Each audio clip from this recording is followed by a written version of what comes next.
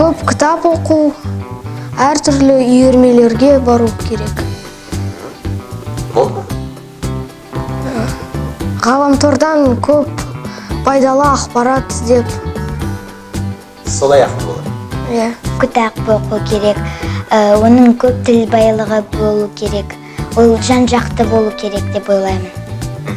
Сонда қандай кітаптар оқу керек? Энциклопедия, тіл байлықты жақсартатын кітаптарды оқу керек. Кітап оқу керек, әртүрлі сайыстарға қатысу, үйірмелерге бару керек. Кітаптарды оқу керек, бір мағынасы айтар ойы бар, фильмдерді қарау керек, өзіне керек материалдарды ойында сақтау керек. Менің ойымша, адамның оқуы және оның ақылды болуы ол бір-бірімен байланысты емес. Себебі адам әлеуметтік жағдайда дамыған болса, ол ақылды деп саналады.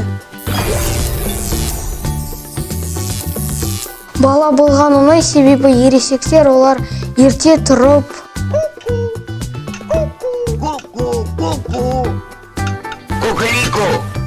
жұмысқа барулары керек. Сосын кешке дейін жұмыста болады, ақша табады.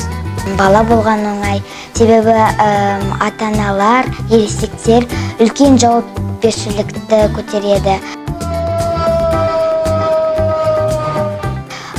Олар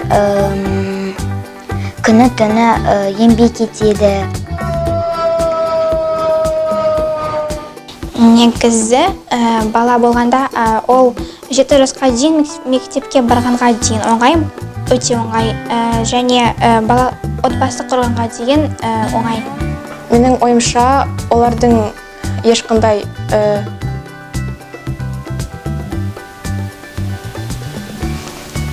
олар бірдей, себебі ересек адамдар олардың арқасына өте көп проблемалар болады, және